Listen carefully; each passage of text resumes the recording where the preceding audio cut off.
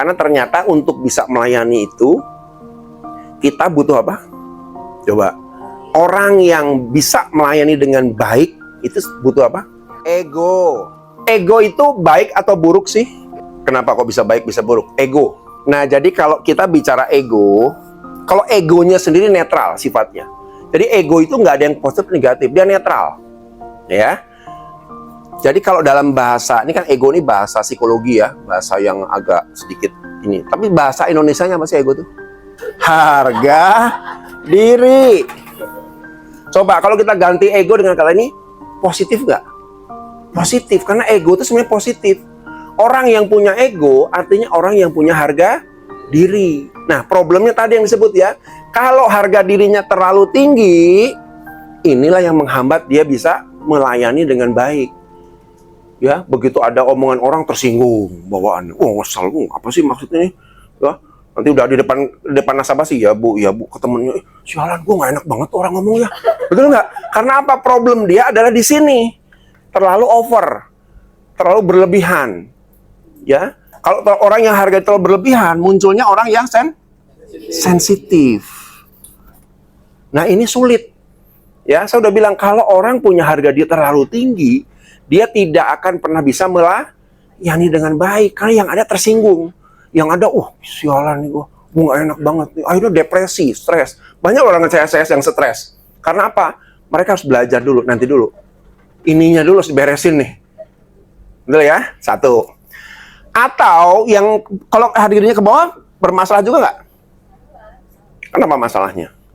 Kalau harga dirinya terlalu rendah, diomelin orang, cuek aja, bodoh amat, gue pikirin. Nah, ini repot juga nih, karena dia nggak punya self-esteem dalam bahasa ininya ya. Jadi yang ini bisa jadi orang yang cuek, gitu kan ya, bodoh amat deh. Ya, orang yang punya harga diri rendah, ini kalau ditegur berulang-ulang nggak ada perubahan. Ditegur sekali, gitu lagi, tegur 2 kali, 3, ada nggak gitu anak buah kita? Aduh, hati-hati loh ya. Saya mau bilang nih, orang yang berulang-ulang ditegur, nggak berubah, ada problem dengan ini. Dan ini yang sulit juga bisa melayani dengan baik. Karena dia nggak akan sepenuh hati. Orang tersinggung, ya bodo amat. Orang ngeluh, cuek aja lah. Ya resiko bapak itu mah. Dan begitu tuh modelnya tuh. Kalau harga diri rendah. Kalau yang ini nggak sensitifan. Malah jadi emosi. Nah, yang bagus itu harga diri yang sehat.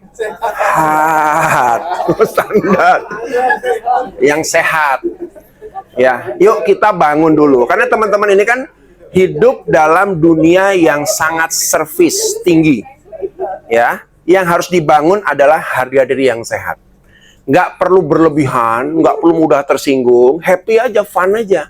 Kan saya selalu bilang, kalau kita bekerja sebagai customer service, kita melayani orang, ya, apapun perlakuan dari customer, itu karena apa? Yang saya lakukan adalah sabar. Tanggung jawab di jabatan saya, bukan diri sendiri, jabatan. Beda ya? Coba lihat ya, bedanya apa? Ini kan jabatan, ini berarti dapat komelannya dari CS ya. Ini lama bener sih, gitu. Dari internal. Dari internal ya. Oke. Anggap aja gitu ya. Ada 2 yang harus kita pisahkan. Ya, yang pertama bicara tentang jabatan. Yang kedua bicara tentang pribadi. Ini 2 hal yang harus dipisahkan.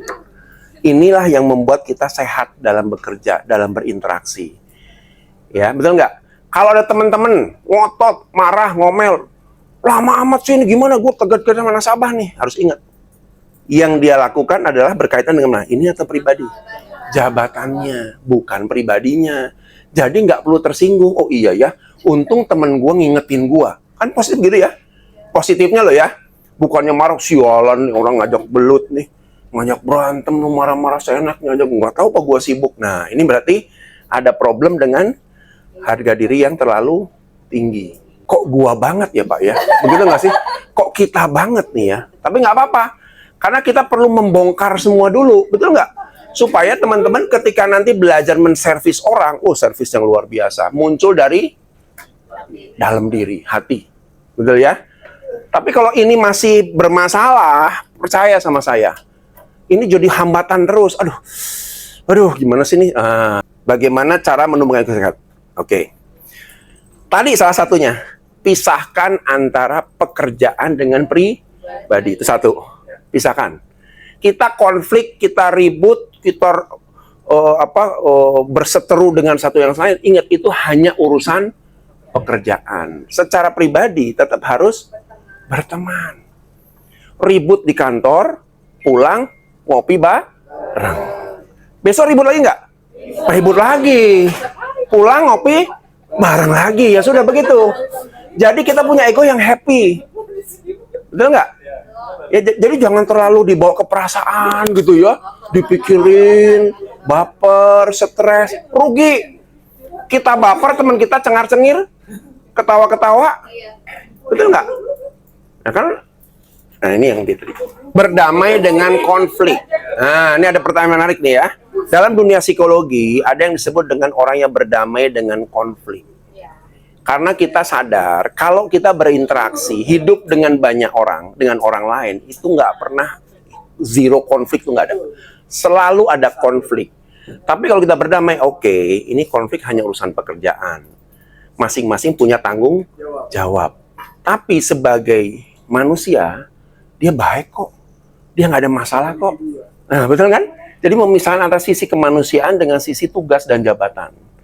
Saya pernah punya satu tulisan ya, saya punya vlogger, banyak tulisan saya. Tulisan judulnya begini, itu adalah hasil perenungan saya. Kenapa orang yang baik ketika masuk dalam satu dunia pekerjaan, tiba-tiba muncul jadi orang yang tidak baik? Betul nggak? Jadi musuh-musuhan. Lalu dia bingung, kenapa gue kok begini ya, kok bukan gue banget ya? Karena apa? Karena dia nggak bisa memisahkan ini. Sisi manusia, ya kita sebagai manusia tetap berinteraksi, bergaul, betul nggak? Pekerjaan, karena dituntut kita harus saling kontrol, saling monitor dengan tugas kita, konflik pasti ada. Tapi jangan dicampur baur. Nah, itu yang jadi masalah tuh ya. Jangan kacak-acak sehingga kita stres sendiri. Ego itu tidak ada urusan apakah dia berusia lebih senior atau junior. Ego itu bicara yang namanya...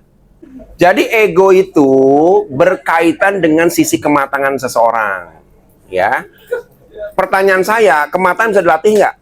Bisa, sangat bisa dilatih, gitu ya. Nanti ada tes pelatihannya. Jadi kita ukur dulu ya, teman-teman, seberapa matang dalam melihat satu situasi. Nanti kita improve bagaimana supaya kita bisa jadi orang yang mature gitu ya, mature.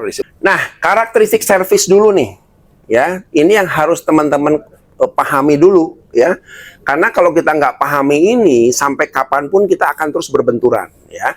Yang pertama adalah teamwork vs individual. Ya, sebenarnya kalau ditanya, pelayanan itu teamwork atau individual? CS-nya yang harus hebat luar biasa, atau CS plus bagian supportnya juga harus hebat? Nah, ini masalahnya nih. Karena orang masih merasa bahwa, lu kan yang ketemu nasabah, lu dong yang ngomong. Nah, ini salah nih. Nanti dulu, ini permainan team player. Kayak ibarat kalau kita perang gitu ya. Jadi kalau perang, biasanya kalau perang, itu biasanya timnya gimana? Turun dulu pasukan khusus. Melakukan apa? Intelijen dulu. Oh, ternyata ada 3 pos nih yang harus kita serang. Kan gitu ya. Yang kedua baru infiltrasi. Mulai nyerang nih, pos 1, pos 2, pos 3. Itu pasukan khusus tuh ya. Kalau kita lihat film-film kan begitu ya. Nah, bisa kebayang nggak? Udah mau tembak-tembakan nih. Peluru habis. Nelpon bagian tim di belakang nih. Si bagian yang supporting. Peluru gua habis. Tenang-tenang, gua lagi ada pengadaan nih. Sabar ya. Pengadaan? Kapan beresnya nih? Peluru udah habis nih. Telepon lagi, Pak. Gimana dong, Pak? Ini kita udah kepepet nih. Peluru habis. Tenang dong. Masih ada di sana. Lu sih lambat kemarin minta apa usulannya. Wah, gimana sih nih? Betul nggak? Tim kedua, wah siap pakai RPG. Ini nyerang nih, ini apa senjata berat nih ya. Telepon lagi, tolong dong. Ini saya gimana nih? Bisa nggak dikasih apa hujan bom dari pesawat? Sebentar, gue meeting sama jenderal nih. Bentar ya, tunggu dulu. Sampai jam berapa? Jam 4. Yuk ampun.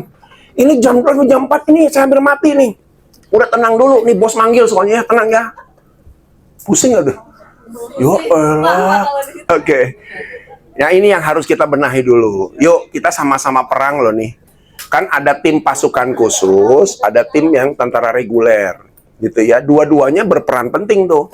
Bagian di belakang ya, bagian radio, bagian supporting, ya kan, bagian nanti nyiapin pesawat buat ngebom dan lain sebagainya, semuanya harus ada porsinya masing-masing, gitu ya. Dan nggak bisa nunggu. Ya, coba bayangin CS yang harus ngadepin customer yang sudah di depan mata, bisa nggak nunggu? Bentar ya, tunggu dulu ya. Kapan kira-kira? "Ah, besok lah, gue mau pulang nih." Ya elah, nih gimana nih? Aduh, ya. Pusing loh tuh pasukan khususnya tuh. Stres. Gitu ya.